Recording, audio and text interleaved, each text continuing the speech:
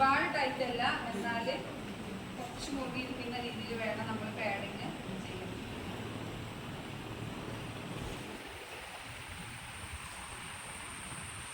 അങ്ങനെ നമ്മൾ cotton pad cover ചെയ്ത് ചുറ്റിയതിന് ശേഷം വേണം നമ്മൾ എന്ത് ചെയ്യാൻ, ഫ്രൈ ബാൻഡേജ് ചുറ്റാൻ വേണ്ടിയിട്ട്.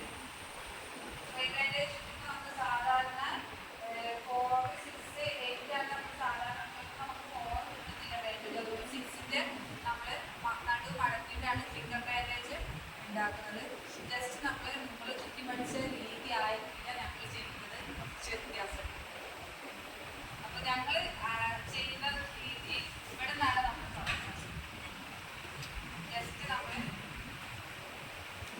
ഇവിടെ ടൈറ്റ് ചെയ്യുന്നു, നേരെ റിസ്റ്റിലേക്ക് കൊണ്ടുപോകുന്നു. നമ്മൾ ഈസിയാവുന്ന ചെയ്തിട്ടുണ്ട്. ജസ്റ്റ് ചെറുവിരലിൽ നിന്നാണ് നമ്മൾ തുടങ്ങുന്നത്.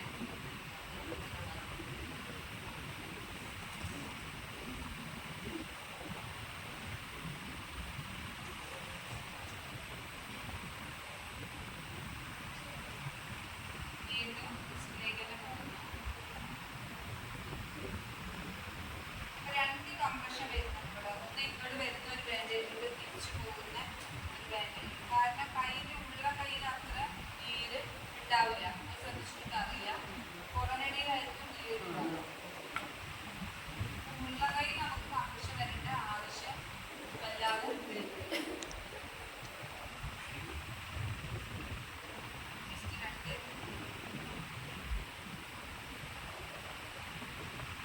നമ്മൾ ടൈറ്റ് ചെയ്യുന്നു.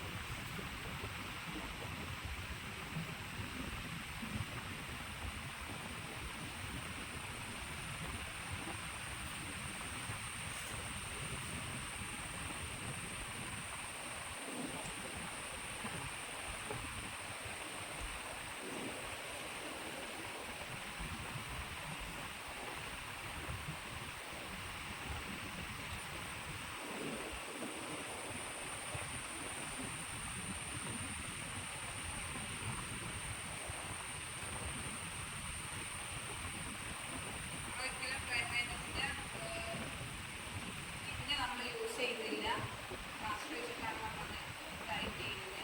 ഉള്ള കൈ നമ്മൾ അധികം ബാൻഡേജിങ് ചെയ്യുന്നില്ല, കാരണം ഇവിടെ നീര് കുറവായിരിക്കും ഉണ്ടാവുക. അതിൻ്റെ പുറനടിയിലായിരിക്കും നീരുണ്ടായിരിക്കുക. അപ്പോൾ രണ്ട് പ്രഷർ, ഒന്ന് അങ്ങോട്ട് പോകുന്ന ഒരു ബാൻഡേജുണ്ട്, തിരിച്ചു വരുന്ന ഒരു ബാൻഡേജ്. അപ്പോൾ രണ്ട് പ്രഷർ ഉണ്ടാവും.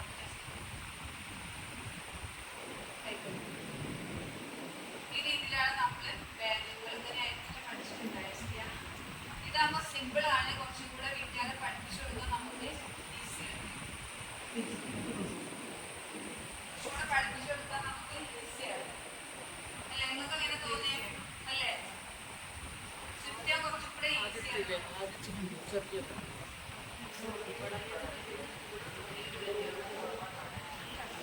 ഇവിടുന്നാണ് നമ്മൾ തുടങ്ങുന്നത്. വിരലിൻ്റെ ഇടയിൽ നിന്ന് തുടങ്ങി റിസ്റ്റിലേക്ക് ചുറ്റി ഓരോ വിരലും കവർ ചെയ്ത് വീണ്ടും റിസ്റ്റിലേക്ക് പോകുകയാണ് ചെയ്യുന്നത്. അപ്പോൾ ചുറ്റാൻ കുറച്ചും കൂടെ കാരണം ഇത് പഠിപ്പിച്ചു കൊടുക്കലാണ് ഏറ്റവും അല്ലേ? അതുകൊണ്ട് നമ്മളൊന്നും പഠിക്കും ശരിയായില്ലെങ്കിലോ ഉള്ളത്. പിന്നെ നമ്മൾ തുടങ്ങുന്നത് ഇവിടെ തന്നെയാണ് നമ്മൾ ചുറ്റി തുടങ്ങുന്നത്. ജസ്റ്റ് ടൈറ്റ് ചെയ്യുന്നു.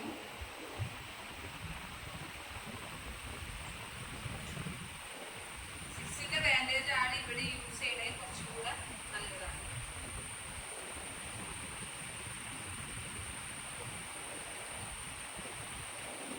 നമ്മൾ ഫിഗർ ഓഫ് 8 രീതിയിൽ തന്നെയാണ് തുടങ്ങുന്നത്.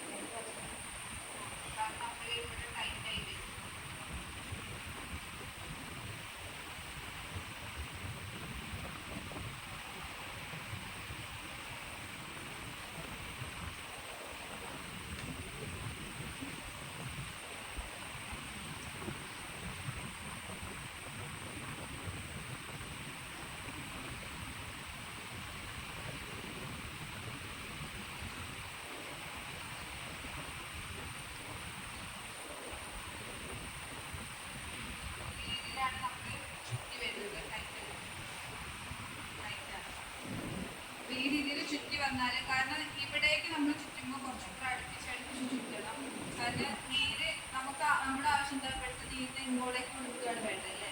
ഇങ്ങോട്ടേക്ക് ഒരിക്കലും നീര് പോകില്ലല്ലോ. അപ്പൊ ഇവിടുത്തെ നീരിന് മേലോട്ടേക്ക് കൊണ്ടുപോകാണ്. അപ്പൊ ഇവിടെ ലൂസായിട്ട് ചുറ്റിയാൽ എന്ത് വരും? ഇവിടുത്തെ നീര് തിരിച്ച് ഇവിടുന്ന് നമ്മൾ ടൈറ്റ് ചെയ്ത് ചുറ്റി മുകളിലേക്ക് പോകുന്നതിനനുസരിച്ച് ലൂസായിരിക്കണം. അതായത് ഈ ഒരു ഗ്യാപ്പ് ഉണ്ടല്ലോ, ബാൻഡേജിന്റെ ഗ്യാപ്പ് വരുന്നത് ഇപ്പൊ നമ്മൾ ഇത്ര അടുത്താണെങ്കിൽ കുറച്ചുകൂടി വിട്ട് അങ്ങനെ മുകളിലേക്ക് വരുന്നതനുസരിച്ച് വിട്ടിട്ട് ഇതാക്കാം. താഴെ തന്നെ നമ്മൾ വിട്ടിട്ട് ഇതാക്കാം, അവിടേക്ക് നീര് വന്ന് നനയുന്ന അവസ്ഥ ഉണ്ടാകും.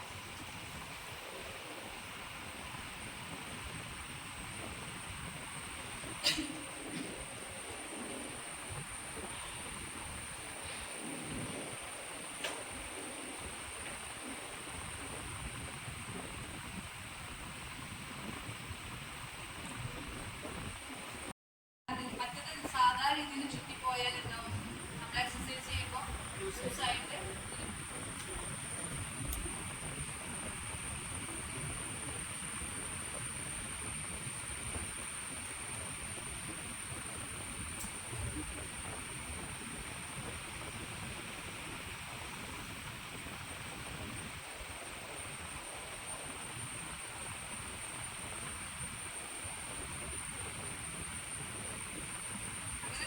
ഇവിടെ വരെ നമ്മൾ ചുറ്റണം, മുകളിൽ വരെ ചുറ്റണം, ഷോൾഡർ വരെ നമ്മൾ ചുറ്റിട്ട് വേണം ചെയ്യാൻ. നമ്മൾ ശരിക്കും കറക്റ്റാണ് ചുറ്റി ഇൻഡ്യൂ ചെയ്ത് ഒരേ ലെവലിൽ വരും. ഫുള്ളായിട്ട് വരെ അതേ ലെവലിൽ തന്നെ ചുറ്റണം. മുകളിലേക്ക് അതേ രീതിയിൽ തന്നെയാണ് മുകളിലേക്ക് നമ്മൾ ചുറ്റണം. ജസ്റ്റ് ഈ വിരൽ പഠിക്കാനാണ്. ഇവിടുന്ന് ചുറ്റി നേരെ ഇടത്ത റിസ്റ്റിലേക്കാണ് പിന്നെ പോകേണ്ടത്.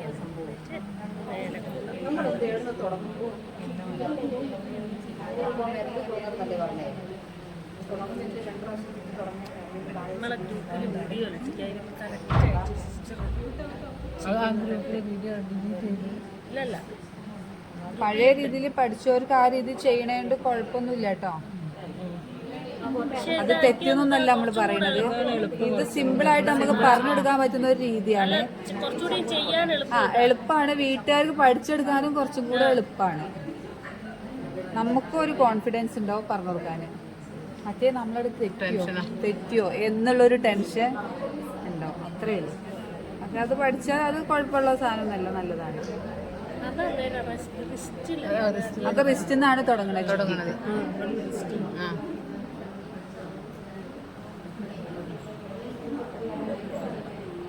അതിന്റെ ചുറ്റി താഴേക്ക് വരുന്നുണ്ട്.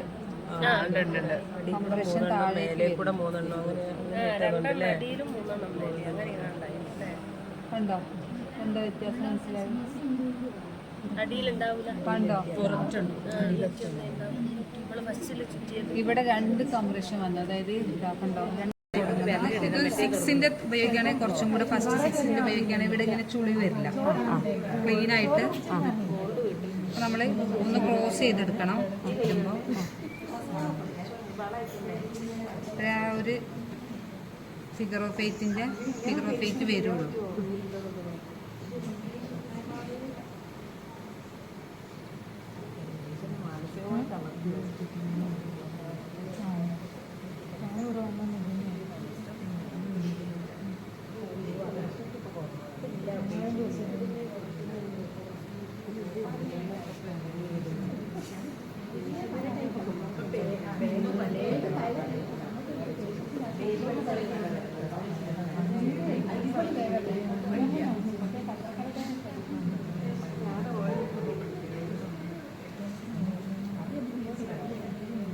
ഈ എടുക്കുന്ന അളവ് ഒരേ രീതിയിലായിരിക്കണം ഉണ്ടാവുന്നത്.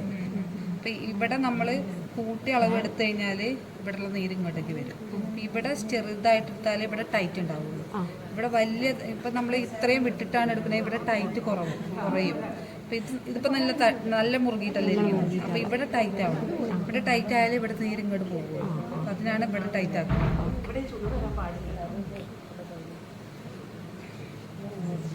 ഇങ്ങനെ കൈ നോക്കും, അല്ല ടൈറ്റ് അല്ലേ?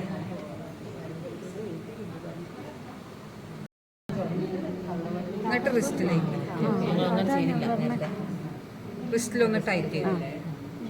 എന്നിട്ടാണ് അങ്ങോട്ടേക്ക് വരുന്നത്. ചെറുവിരലിന്റെ ആ അറ്റത്തുനിന്ന് തുടങ്ങും. അപ്പോൾ നഖം നമ്മൾ ഒഴിവാക്കണം. കാരണം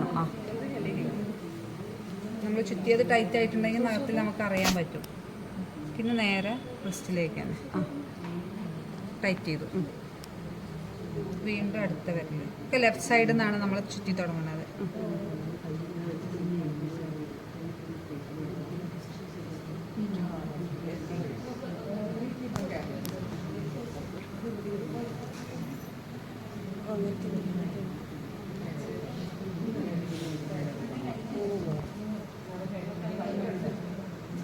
ഇപ്പം 2 കംപ്രഷൻ വരുന്നുണ്ട് ഇവിടെ.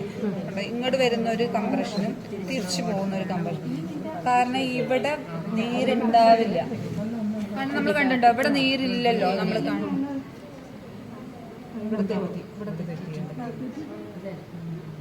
അപ്പം ഇവിടുത്തെ നീരാണ് നമുക്ക് പോക്കേണ്ടത്. അതുകൊണ്ടാണ് ഇവിടെ കംപ്രഷൻ കൂടുതൽ കൊടുക്കുന്നത്. ഏതെങ്കിലും പേഷ്യൻ്റ് നമ്മൾ ഉള്ള കയ്യിൽ കംപ്രഷൻ നീര് കണ്ടോ? ഇല്ലല്ലോ, ഉണ്ടാവില്ല.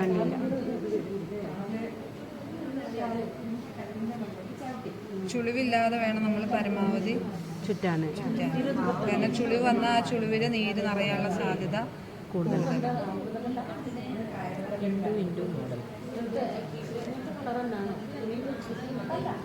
കൈൻ്റെ ഇവിടുന്നില്ലാതെ ഇവിടെ മാത്രം എളിമയുള്ള പേഷ്യൻ്റില്ലേ, അവർക്ക് ഇവിടെ തൊട്ട് ജസ്റ്റ് ഒന്ന് ചുറ്റിയാൽ മതിയോ?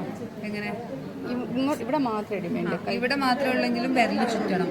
കാരണം ഇവിടെ നിന്ന് അങ്ങോട്ട് ചുറ്റിപ്പോയാൽ ഈ നീര് വരും.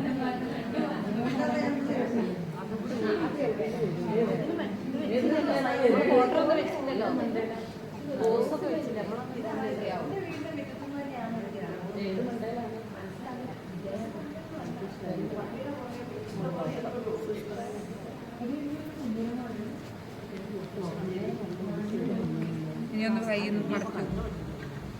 നല്ല ടൈറ്റ് അല്ലേ? അപ്പൊ ആ ടൈറ്റ് ഈ എക്സസൈസ് ചെയ്യുമ്പോൾ തന്നെ ഇവിടുത്തെ നീര് വലിയാനുള്ള ഒരു സാധ്യത നമുക്ക് തന്നെ അറിയാൻ പറ്റുന്നില്ലേ?